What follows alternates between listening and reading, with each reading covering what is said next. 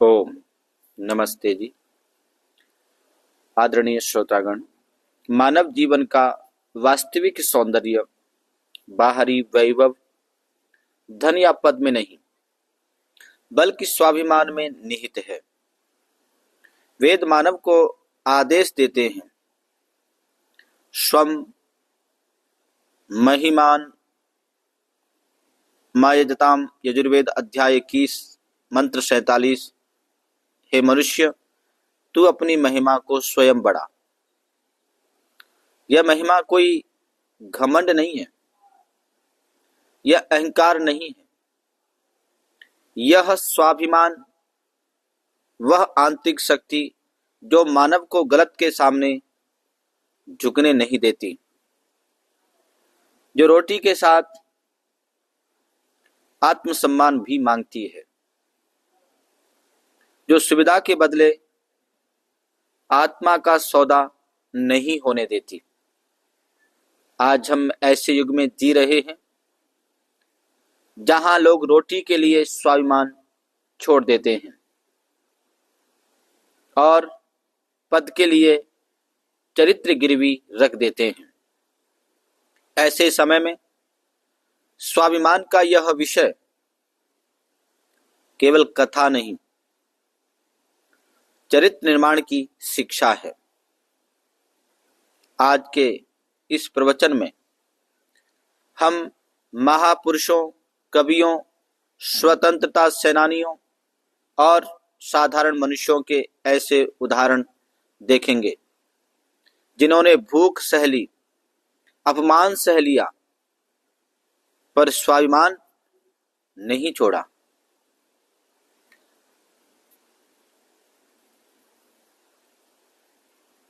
स्वम महिमान माय जताम। यजुर्वेद अध्याय 21 मंत्र 47 का यह भाग है। हे मनुष्य,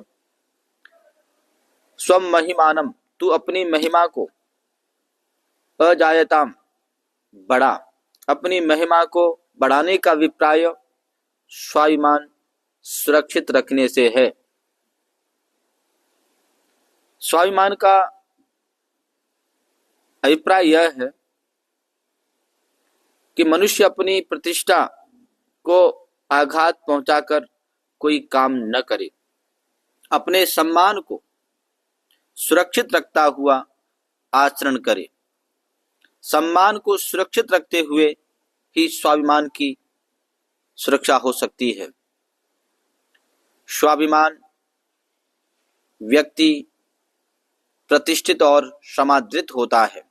स्वाभिमान से रहित मनुष्य का कोई सम्मान नहीं होता। स्वाभिमानी व्यक्ति स्वाभिमान की बाजी लगाकर कोई काम नहीं करता। स्वाभिमान की सुरक्षा में कई उदाहरण उपस्थित किए जा रहे हैं। ओरछा नरेश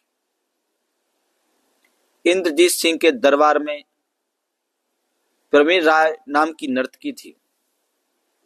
उसके सौंदर्य व नृत्य की तारीफ सुनकर बादशाह अकबर ने उसे अपने दरबार में बुलाया, किंतु वह नहीं गई। अकबर ने इसे अपना अपमान समझा और उसे लाने के लिए सेना भेजी। प्रवीण राय कवियत्री भी थी। आचार्य केशव दास की वह शिष्या थी। अपने गुरु आचार्य केशव से आशीर्वाद लेकर वह दरबार में पहुंची। जब अकबर ने उससे पहले नहीं आने की वजह पूछी तो उसने नम्रता पूर्वक एक दोहे में उत्तर दिया। विनती राय प्रवीण की सुनिए साह सुजान, झूठी पातर फकत है बारी बायस स्वान। इस पर अकबर बड़ा लज्जित हुआ और उसे सकुशल वापस ओरछा भेज दिया। ईश्वर पर अटूट श्रद्धा रखने के कारण पाश्चात्य बुद्धिवादी दार्शनिक बेनेडिक्ट स्पिनोजा को उनके परिवार वालों ने ईश्वर मतांध कहकर घर से निकाल दिया। स्पिनोजा ने यह निष्कासन शांत मन से स्वीकार किया।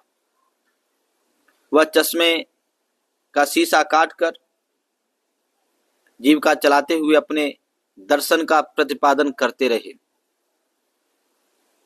बाद में जब वह विश्वविद्यालय के प्राध्यापक हो गए तो परिवार वालों को अपनी भूल का एहसास हुआ। वे स्पिनोजा के पास जाकर क्षमा मांगते हुए घर चलने का आग्रह करने लगे।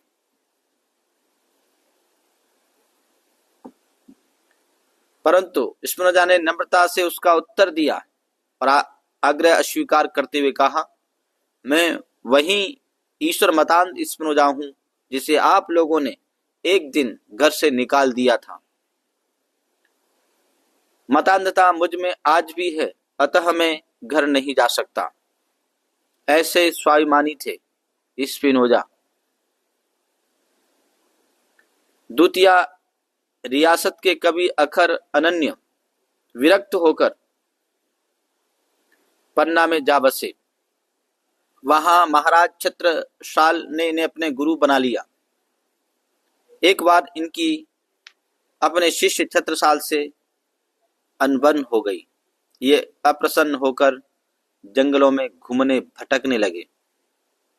महाराज छत्रसाल को जब इनकी दशा का पता चला तो इनकी ढूंढ हुई। इनके ठौर ठिकाने का पता लगाया गया। महाराज छत्रसाल ने इनसे क्षमा मांगते हुए कहा, पाम पसारा कब से। कवि अक्षर अनन्य ने तपाक से उत्तर दिया, हाथ समेटा जब से। महात्मा गांधी के पिता करमचंद गांधी कवा गांधी के नाम से जाने जाते थे। दीवानी और ईमानदारी उन्हें विरासत में मिली थी। उन दिनों वे बीकानेर के राजा ठाकुर बने सिंह के आमात्य थे। एक बार कवा गांधी ने राजा की अनाज बटाई की नीलामी की। राजा बने सिंह को लगा कि व्यापारियों को डराया धमकाया जाता तो ऊंची बोली लगती। इस संबंध में जब उन्होंने कवा गांधी से बात की और दोबारा नीलामी करने के लिए कहा तो उन्होंने न सिर्फ दीवान का पद छोड़ दिया बल्कि अपनी 5 वर्षों का वेतन 36,000 रुपये और राजा की ओर से दिए जा रहे अतिरिक्त 10,000 रुपये भी ठुकरा दिए। गांधी जी जब दक्षिण अफ्रीका में थे अपनी दाढ़ी खुद बनाते थे, लेकिन बालों की कटिंग कराने के लिए उन्हें हज्जाम की दुकान पर जाना पड़ता था। एक दिन प्रिटोरिया में गांधी जी कटिंग कराने के लिए हज्जाम की दुकान पर गए। दुकान पर बैठा नाई एक अंग्रेज था। उसने गांधी जी की कटिंग करने से साफ इनकार कर दिया और उन्हें अपमानित भी किया। गांधी जी को बड़ा दुख हुआ। वे सीधे बाजार गए, बाल काटने की मशीन खरीदी और घर पर शीशे के सामने खड़े होकर अपनी कटिंग खुद करने लगे। सामने और बराबर की कटिंग तो मशीन से ठीक हो गई, लेकिन पीछे के बाल छांटने में कठिनाई हुई। काफी मेहनत के बाद कटिंग पूरी हुई। अगले दिन वे हाई कोर्ट में पहुंचे तो पीछे की बेतरतीब कटिंग के कारण उनकी काफी हंसी भी उड़ी, लेकिन उन्होंने उसकी परवाह नहीं की। उनके लिए यह हंसी उस अपमान से 1000 गुना बेहतर थी। अपनी कटिंग बाद में भी वे खुद ही करते रहे। जो सचमुच अपमान महसूस करते हैं वे जवानी उस स्थिति का प्रतिकार नहीं करते। वे उस अपमानजनक स्थिति को बदलने के लिए प्रयास करते हैं।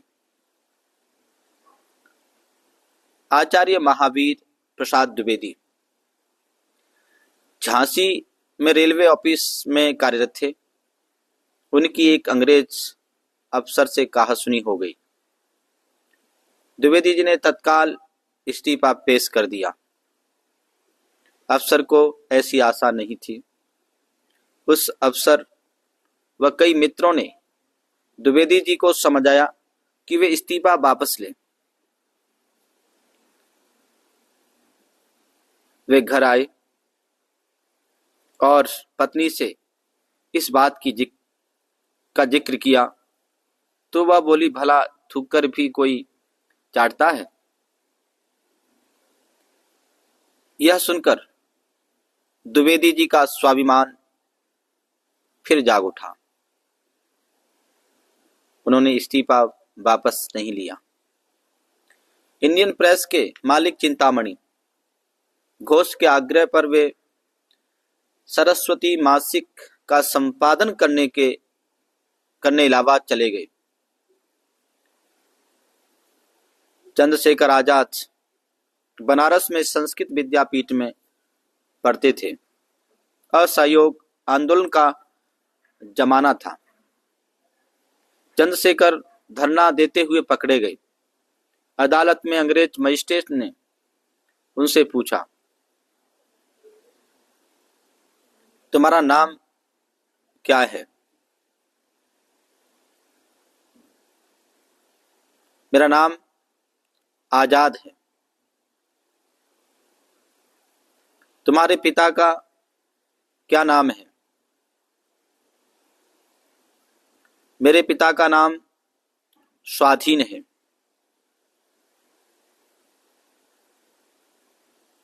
तुम्हारा घर कहाँ है? मेरा घर जेल खाना है। इस उत्तर से मजिस्ट्रेट तिलमिला गया। उसने 14 वर्षीय बालक चंद्रशेखर को 15 वेतों की सजा सुना दी। हर बेत की चोट के साथ चंद्रशेखर भारत माता की जय और महात्मा गांधी की जय बोलते रहे। एक बार अलवर के राजा ने अपना कहानी उपन्यास पढ़ने का शौक पूरा करने के लिए प्रेमचंद को 400 रुपये मासिक वेतन पर नियुक्ति के लिए बुलाया। साथ ही बंगला और मोटर देने को भी कहा। प्रेमचंद ने राजा को जवाब लिख भेजा,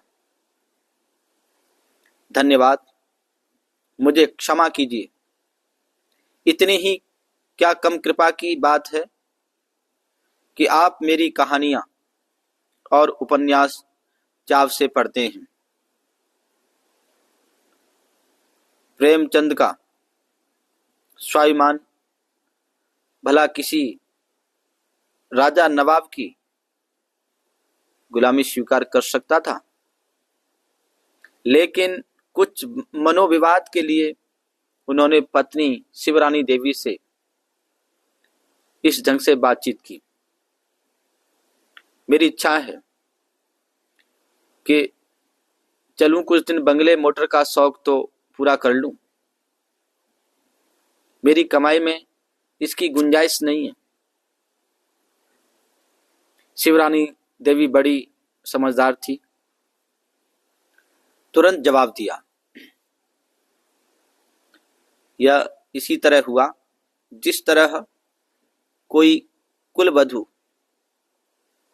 अपनी जरूरतों को पूरा करने के लिए कुमार्ग में पड़ जाए, फिर जिसने मजदूरी अपना उद्देश्य बना लिया हो उसके लिए मोटर बंगले की इच्छा कैसी। ईश्वर चंद विद्यासागर को रेलगाड़ी से बंबई से मद्रास जाना था।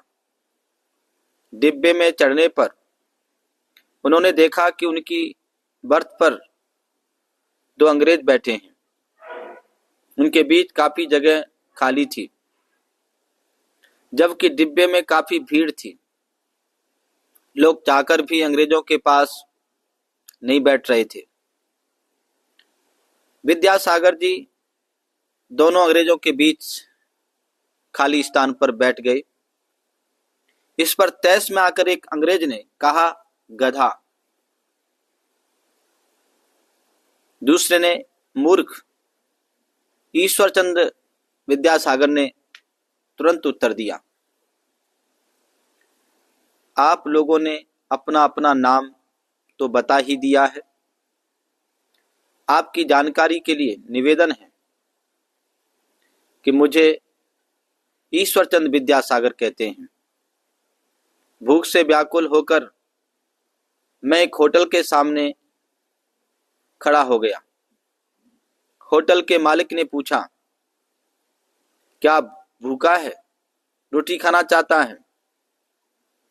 मैंने बड़ी शिष्टता से उत्तर दिया, हाँ श्रीमान जी, भूखा हूं और रोटी भी खाना चाहता हूं, किंतु यों ही नहीं, कुछ काम करके। मेरे पास पैसे नहीं है। आप मुझसे कुछ काम करा लीजिए और उसके बदले में रोटी खिला दीजिए।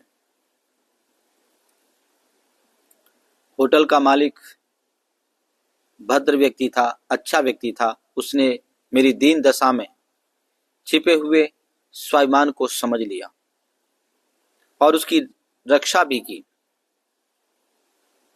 श्री एरिक हॉफ आज भी अपने साथियों को अपने संकट काल के अनुभव सुनाते और इस पर संतोष प्रकट करते हैं कि नियति ने उन्हें भिखारी बना देने में कोई कसर उठा नहीं रखी थी, किंतु उनके स्वाभिमान और परिश्रमशीलता ने उन्हें कभी भी पस्त हिम्मत नहीं होने दिया। उर्दू के प्रसिद्ध शायर जिगर मुरादाबादी की पुस्तक आतिशे गुल की छपाई हो चुकी थी। सिद्दीक हसन ICS जिगर साहब के मित्र थे। उन्होंने सोचा कि यदि 50 पुस्तकों पर शायर के हस्ताक्षर करा लिए जाएं, तो वे पुस्तकें ज्यादा मूल्य पर बिक जाएंगी। एक दिन जब जिगर मुरादाबादी अच्छे मूड में थे, सिद्दीक हसन ने उनसे कहा कि कुछ पुस्तकों पर हस्ताक्षर कर दीजिए। क्या करोगे? जिगर साहब ने पूछा। करूंगा क्या? जहां और पुस्तकें बिकेंगी, इन्हें भी बेच दूंगा और शायर के हस्ताक्षर के कारण वे अधिक मूल्य पर बिक जाएंगी। सिद्दीक हसन ने उत्तर दिया। यह सुनकर जिगर साहब मुस्कुरा दिए और कहने लगे, मैं अपने हस्ताक्षर बेचूं नहीं। सिद्दीक हसन ने बहुत प्रयास किया, मगर स्वाभिमानी जिगर मुरादाबादी ने पुस्तकों पर हस्ताक्षर नहीं किए। संगीत मार्तंड पंडित ओंकार नाथ ठाकुर ने सन 1933 में यूरोप की प्रथम यात्रा की। वहां एक उच्च अधिकारी ने पंडित जी से कहा, आप सम्राट जॉर्ज पंचम को एक पत्र लिखकर अपना संगीत सुनाने की याचना करें। ऐसा करने से आपको राय बहादुर की पदवी प्राप्त हो जाएगी। पंडित ओंकार नाथ ने जवाब में कहा, अरे भारत का यह कलाकार क्या जॉर्ज पंचम को अपना संगीत सुनाने की भीख मांगेगा? नहीं, नहीं, नहीं, कभी नहीं। यदि उनको स्वयं आवश्यकता नहीं है तो भला मुझे ही क्या पड़ी है। राय बहादुर जैसी पदवी की मेरे मन में कौड़ी भर की कीमत नहीं है। भारत विभाजन के उपरांत जब 16 अगस्त 1948 में दिल्ली में भारतवर्ष नामक हिंदी दैनिक के प्रकाशन का उपक्रम किया गया, तब उसके संपादन के लिए श्री लक्ष्मण नारायण गर्दे जी को काशी से बुलाया गया, परंतु उसने अपने पहले ही अग्रलेख में किसी प्रकार का परिवर्तन स्वीकार न करने के कारण वे उल्टे काशी लौट गए। अग्रलेख के जिस वाक्य को बदलने की मांग संचालक मंडल की ओर से की गई थी वह इस प्रकार थी: जिन तत्वों के कारण महात्मा गांधी जी की हत्या हुई है, मैं उनको चेतावनी देना चाहता हूं कि वे हिंसक कार्य से पृथक रहें। जब उनसे इस वाक्य में संशोधन की बात कही गई तो उन्होंने यह कहकर अपने स्वाभिमान की रक्षा की, अब हमारी सीखने की उम्र नहीं रही, हमें वापस काशी भेज दो। उन्होंने उस समय 600 रुपए की नौकरी को ऐसे लात मार दी जैसे कुछ हुआ ही न हो।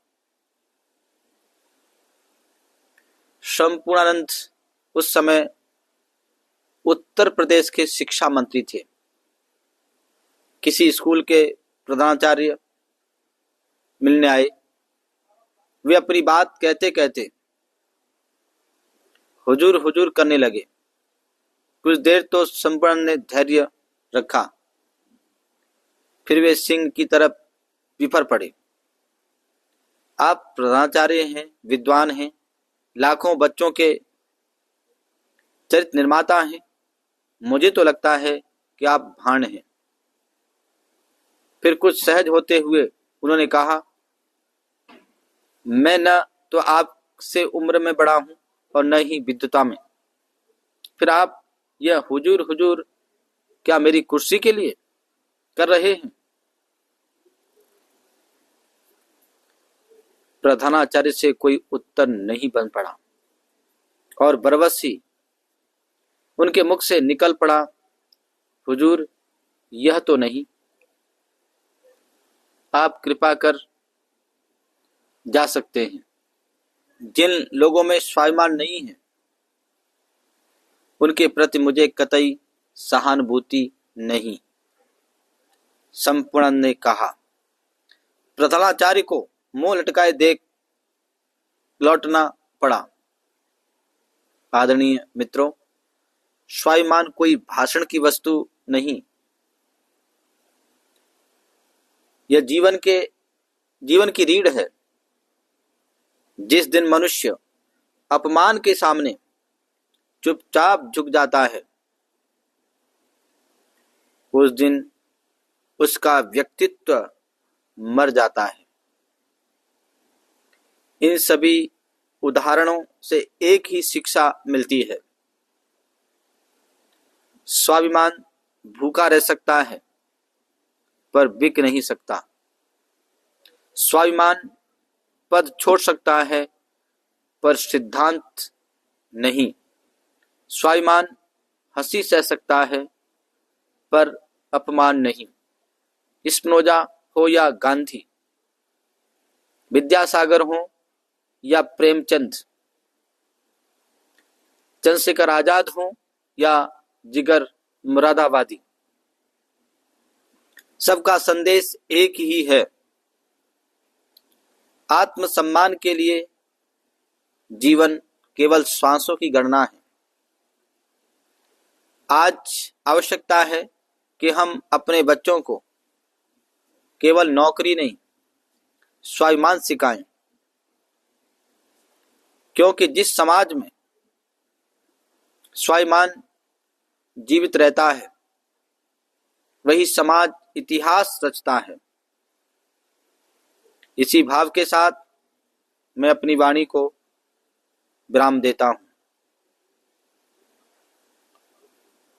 स्व महिमान मयजताम, अपनी महिमा स्वयं बढ़ाओ, अपने स्वाभिमान की रक्षा करो। ओम शांति शांति शांति।